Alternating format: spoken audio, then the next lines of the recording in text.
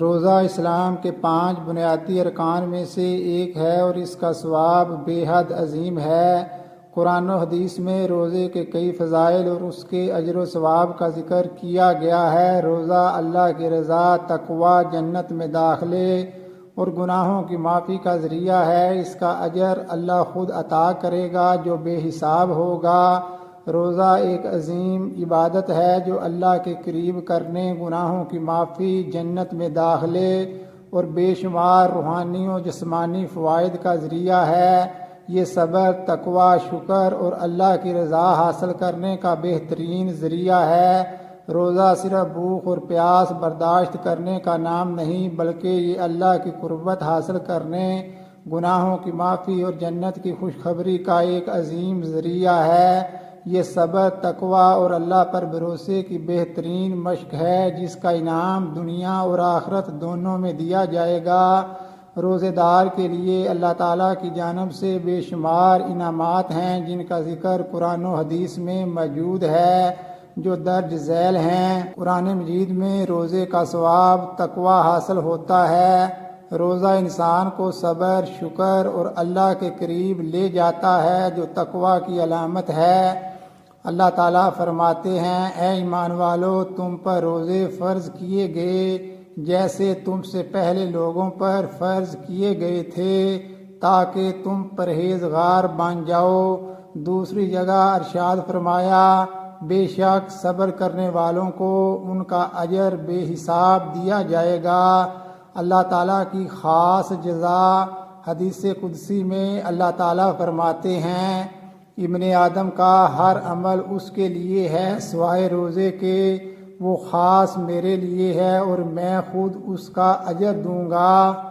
اللہ کا قرب اور مغفرت۔ رمضان میں روزے رکھنے سے اللہ کی خاص رحمت اور مغفرت نصیب ہوتی ہے۔ اللہ فرماتے ہیں، رمضان وہ مہینہ ہے جس میں قرآن نازل کیا گیا جو لوگوں کے لیے ہدایت اور حق و باطل میں فرق کرنے والا ہے۔ حدیث میں روزے کا ثواب، روزے دار کے منہ کی خوشبو۔ نبی اکرم صلی اللہ علیہ وسلم نے فرمایا، روزے دار کے منہ کی خوشبو اللہ کے نزدیک مشک سے زیادہ پسندیدہ ہے۔ اجر عظیم۔ ارشاد نبوی صلی اللہ علیہ وسلم ہے، ابن آدم کا ہر عمل اس کے لیے ہے مگر روزہ میرے لیے ہے اور میں ہی اس کا بدلہ دوں گا۔ روزے دار کے لیے جنت کا خاص دروازہ۔ نبی اکرم صلی اللہ علیہ وسلم نے فرمایا، جنت میں ایک دروازہ ہے جسے باب الریان کہا جاتا ہے۔ اس دروازے سے قیامت کے دن صرف روزے دار داخل ہوں گے۔ گناہوں کی معافی۔ نبی کریم صلی اللہ علیہ وسلم نے فرمایا، جو شخص ایمان اور ثواب کی نیت سے رمضان کے روزے رکھے اس کے پچھلے تمام گناہ معاف کر دیے جاتے ہیں۔ روزے دار کی دعائیں قبول ہوتی ہیں۔ دعا کی قبولیت۔ نبی اکرم صلی اللہ علیہ وسلم نے فرمایا، روزے دار کے لیے افطار کے وقت دعا رد نہیں کی جاتی۔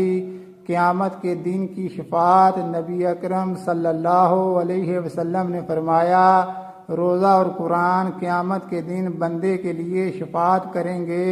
روزہ کہے گا، اے اللہ، میں نے اسے کھانے پینے اور خواہشات سے روکا، پس اس کے حق میں شفاعت قبول فرما۔